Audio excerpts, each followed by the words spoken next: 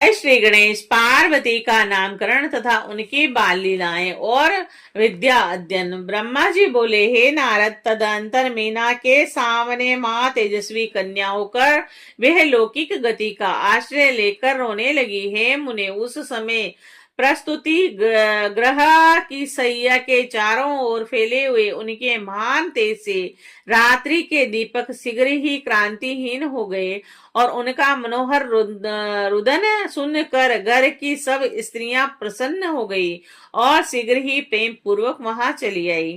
तब अंतपुर के दूत ने देव कार्य संपन्न करने वाले, कल्याण कारक तथा सुख देने वाले पार्वती जी जन्म को शीघ्र ही पर्वतराज को बताया और पुत्री जन्म का समाचार सुनने वाले अंतपुर के दूत को न्योछावर रूप में देने हेतु उन पर्वतराज के लिए श्वेत छत्र तक अधेत नहीं रहा। तत्पश्चात पुरोहित और ब्राह्मण के साथ गिरिराज वहां गए और उन्होंने अपूर्व क्रांति से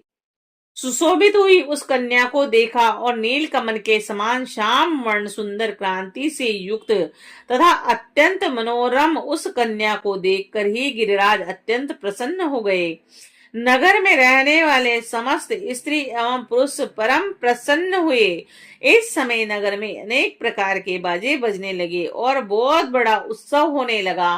और मंगल गान होने लगे और वीरांगनाएं नृत्य करने लगी और गिरिराज ने कन्या का जातक्रम संस्कार और द्विजातियों को दान दिया। और इसके बाद दरवाजे पर आकर हिमाचल ने महान उत्सव मनाया और प्रसन्नचित होकर भिक्षुकों को बहुत सा धन दिया। तद अंतर हिमवान ने शुभ मुहूर्त में मुनियों के साथ उस कन्या के काली आदि सुखदायक नाम रखे और उन्होंने उस समय ब्राह्मणों को प्रेम तथा आदर पूर्वक बहुत सा धन प्रदान किया और गान पूर्वक अनेक प्रकार का उत्सव करवाया। और इस प्रकार उत्सव मनाकर बार बार काली को देखते हुए सब पत्नी के हिमालय अनेक पुत्रों वाले होने पर भी बहुत आनंदित हुए और देवी शिवा गिरिराज के घर में वर्षा के समय गंगा के समान तथा शरद ऋतु की चांदनी के समान बढ़ने लगी। इस प्रकार ब्रह्म सुंदरी तथा दिव्य दर्शन वाली कालिका देवी प्रतिदिन चंद्रकला के समान शोभा युक्त हो बढ़ने लगी और सुशीलता आदि गुणों से संयुक्त तथा बंधुजनों की प्रिय उन कन्या को कुटुंब के लोग अपनी कुल परंपरा के अनुसार पार्वती इस नाम से पुकारने लगे। हे मुने, माता ने उन काली को उमा कहकर तपस्या करने से मना किया था, अतः बाद में वे सुमुखी लोक में उमा नाम से विख्यात हुई और पुत्रमान होते हुए भी पर्वतराज हिमालय सर्व सौभाग्य युक्त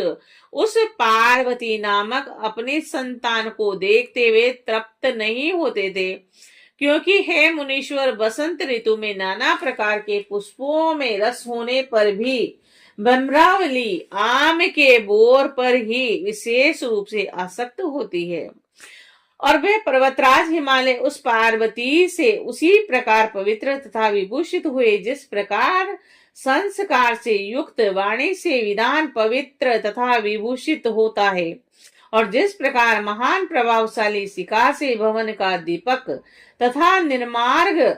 गामिनी गंगा से सन्मार्ग शोभित होता है, उसी प्रकार पार्वती द्वारा पर्वतराज सुशोभित हुए।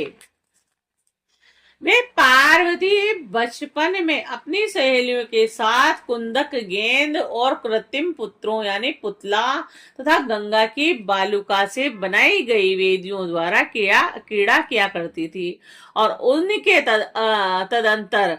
वे शिवा देवी उपदेश के समय एकाग्र चित होकर सदगुरु से अत्यंत प्रीति पूर्वक सभी विद्याएं पढ़ने लगी और जिस प्रकार शरद ऋतु में हंस पंक्ति गंगा को तथा रात्रि में अमृतमय चंद्र किरणें औषधि को प्राप्त होती है, उसी प्रकार उन पार्वती को पूर्व जन्म की विद्याएं स्वयं प्राप्त हो गई।